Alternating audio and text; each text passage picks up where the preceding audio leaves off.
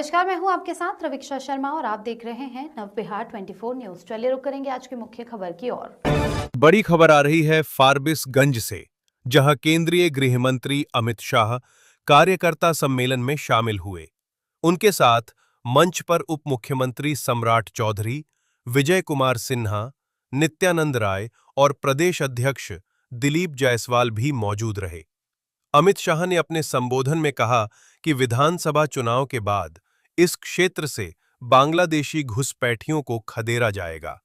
राहुल गांधी और तेजस्वी यादव पर कटाक्ष करते हुए उन्होंने कहा कि ये अपनी यात्रा सिर्फ बांग्लादेशियों को बचाने के लिए निकालते हैं।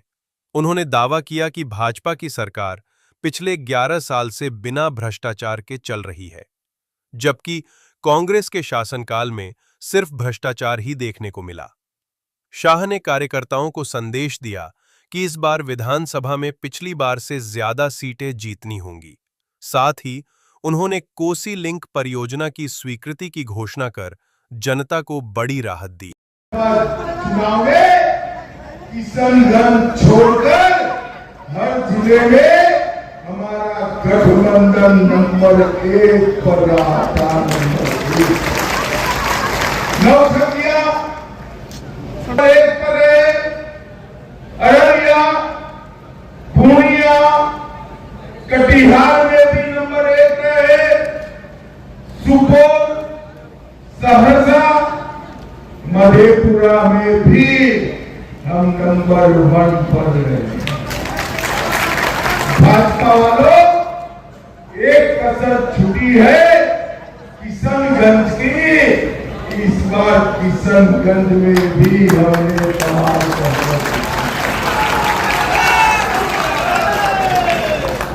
भाई बहनों, राहुल और लालू जी के लिए चुनाव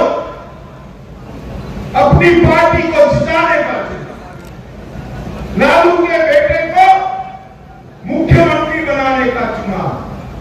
मगर हम सब भारतीय जनता पार्टी के कार्यकर्ताओं को इनके लिए चुनाव, एक चुनाव पूरे बिहार से घुसपैठियों को खदेड़ देने का चुनाव।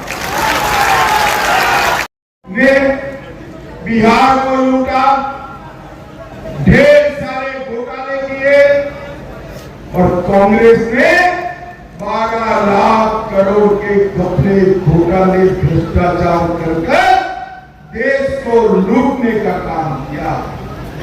11 साल से नरेंद्र मोदी जी की सरकार है।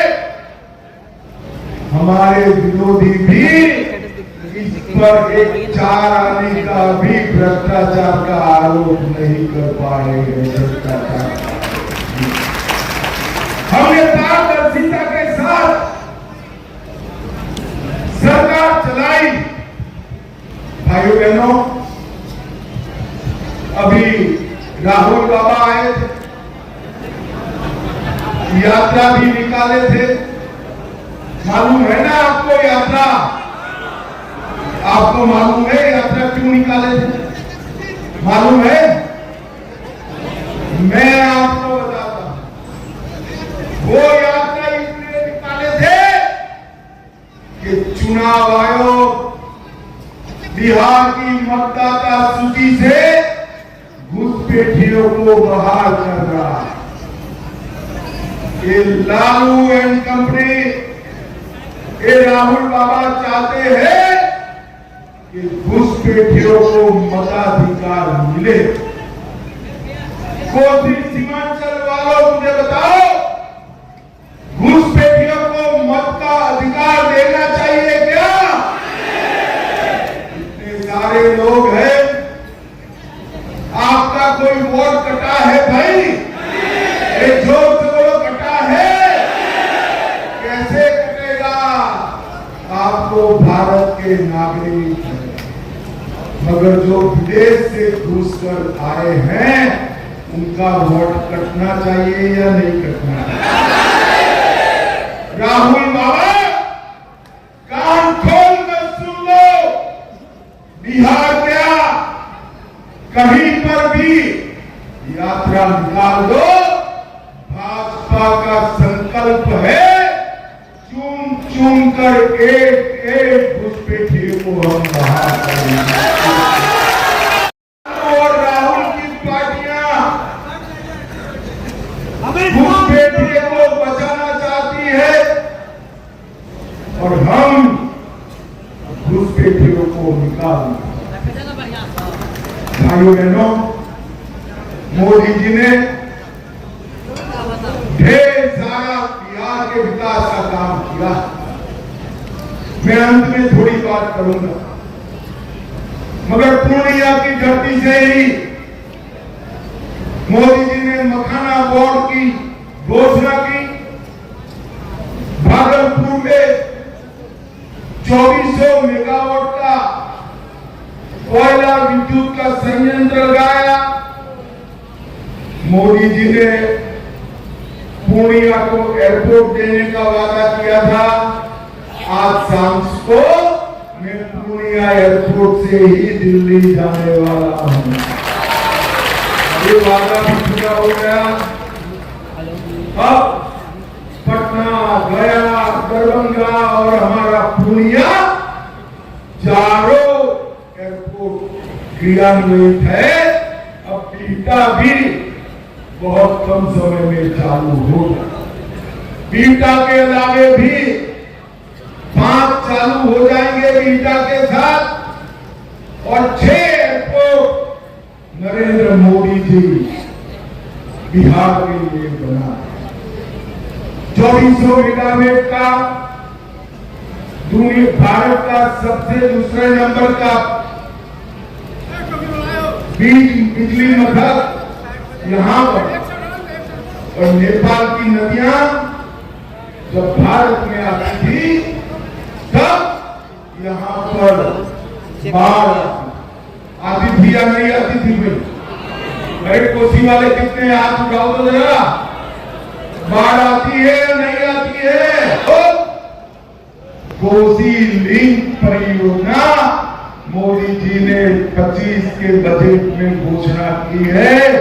अब बाढ़ की जगह खेत में कोसी का पानी सिंचाई के लिए मिलेगा। सिंचाई इन लोगों ने नहीं दिया। बिहार में मोदी जी ने 1,17,00,000 माताओं को गैस का सिलेंडर दिया। 1 करोड़ लोगों को शौचालय दिए। 48 लाख माताओं को मातृवंदना योजना का लाभ दिया और कल 75,000 जीविका दीदियों को 10,000 रुपया उनके बैंक अकाउंट में मिला। मित्रों, हमारी बिहार की सरकार जो है, एनडीए सरकार है, उन्होंने वृद्धा पेंशन, विधवा पेंशन और दिव्यांग पेंशन 400 रुपये से बढ़ाकर 1100 रुपया करने का काम भारतीय जनता पार्टी। सीतामढ़ी में पुनौरा धाम में आज नीतीश कुमार जी की सरकार और भाजपा सरकार मिलकर 900 करोड़ के खर्चे से सीता माता का भव्य मंदिर बनाने की शुरुआत। भाइयों बहनों, ये राहुल बाबा भारतीय जनता पार्टी का मखौल उड़ा कि हम मंदिर वहीं बनाएंगे, तिथि नहीं। अयोध्या में प्रभु श्री राम मंदिर के लिए ताला लगाते मोदी जी को आपने दूसरी बार प्रधानमंत्री 19 में बनाया। मोदी जी ने भूमि पूजन भी किया, प्राण प्रतिष्ठा भी किया और अब वहां पर ध्वजा का स्थापन भी होने जा रहा है। आज में 60,000 रुपये और बिहार को भी समृद्ध करने का काम किया। मित्रों, ये चुनाव बिहार को प्रगति के रास्ते पर ले जाने का चुनाव, बिहार से घुसपैठिए को निकालने का चुनाव। ये चुनाव लालू राज फिर से न आए, जंगल राज फिर से न आए, इसके लिए का चुनाव है। और ये चुनाव देश को मजबूत करने का चुनाव है, मोदी जी को मजबूत करने का चुनाव। मुझे बताओ मेरे कार्यकर्ता भाइयों बहनों, यहां लगभग काफी सीटें हम जीते हैं, मगर इससे 160 का आंकड़ा नहीं बनता। हर जिला अपनी सीट बढ़ाएगा क्या? जोर से बोलो, बढ़ाएंगे? 160 का आंकड़ा पार करेंगे, फिर से एनडीए सरकार बनाएंगे, मोदी जी के हाथ मजबूत करेंगे। तो मेरे साथ दोनों हाथ उठाइए,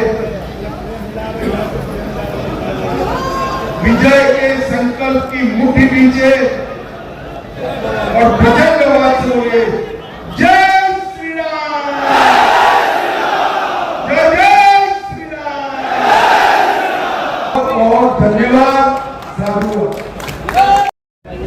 विनोबा भावे, ये सभी महानुभावों ने इस भूमि पर अपना कर्मयोग बिताया।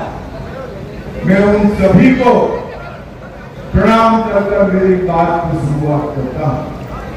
भागलपुर, कोसी और सीमांचल इस क्षेत्र के 4000 से ज्यादा चयनित कार्यकर्ता यहां पर है। सबसे पहले तो मैं आप सभी को बहुत